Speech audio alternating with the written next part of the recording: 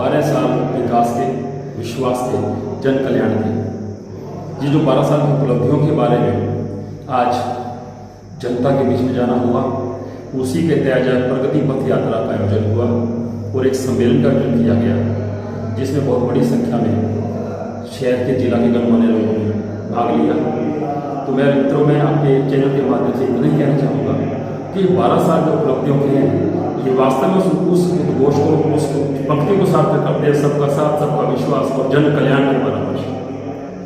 चाहे युवाओं की बात कर लें, युवाओं को रोजगार की बात कर लें, युवाओं के रोजगार के लिए वास्तविक नीतियाँ बनाई गई हैं, जैसे स्टार्टअप इंडिया देख लीजिए और स्वदेश की बात कर लीजिए, युवाओं को रोजगार में बिना पर्चे और बिना खर्च की बात कर लीजिए, स्पोर्ट्स में उनको आगे बढ़ा करके स्पोर्ट्स की बात कर लीजिए।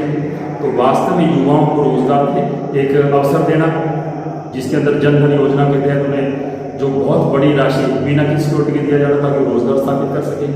किसानों की बात अगर मैं आपसे काम करूँ, किसानों को किसान सम्मान निधि का देना, सभी फसल हरियाणा में MSP का दिया जाना, किसानों को आपदा की स्थिति में उनका जितना भी नुकसान हो उसकी भरपाई करना, तो वास्तविक किसानों के हित को ऐसे किया गया। मेरी बहनों की बात अगर मैं कर लूँ, तो बहनों के लिए 33% आरक्षण का प्रावधान, उज्ज्वला योजना के तहत फ्री गैस सिलेंडर दिया जाना, हर घर में नल का दिया जाना, इसी तरह से लाडो लक्ष्मी योजना के तहत उनको 2100 रुपये पर मंथ एक सम्मान निधि के रूप में दिया जाना।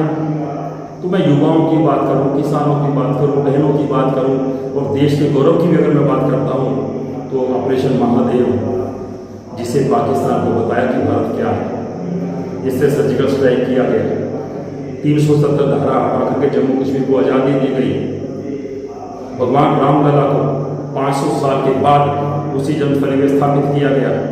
सोमनाथ मंदिर जो 16 बार नष्ट हुआ, सोमनाथ मंदिर को, सोमनाथ को उसका स्वाभिमान लौटाया गया। काशी कॉरिडोर की स्थापना देख लीजिए, मतलब कि हमारे धार्मिक स्थलों को महत्व भी दिया गया। मुगल आक्रांताओं ने हमारे धार्मिक स्थलों पर आक्रमण किए थे ताकि हिंदू धर्म ना उठे, हिंदू की एकता नष्ट हो जाए। आज नरेंद्र मोदी के रूप में हमें एक हिंदू राजा मिला है मेरे मित्रों, जो वास्तव में देश को अखंड भारत की तरफ ले जा रहा है। उनका संकल्प है विकसित भारत का।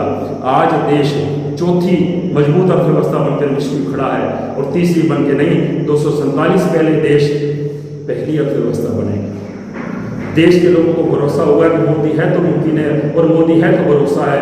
ये भरोसा देश को ही नहीं हुआ, अंतर्राष्ट्रीय स्तर पे हुआ है। आज अगर यूक्रेन रशिया की बात करें तो बात करते हैं इस युद्ध को मोदी रोक सकता है। इसी तरह ईरान, इजराइल और अमेरिका का कॉन्फ्लिक्ट अगर देखते हैं, वो मोदी में आशा किरण देखता है। तो मैं उस नेतृत्व को सलाम करता हूँ और मंगल कामना करता हूँ मोदी के अच्छे स्वास्थ्य की, कि वो और अधिक शक्ति के साथ देश की सेवा करें और अखंड भारत को साकार करें।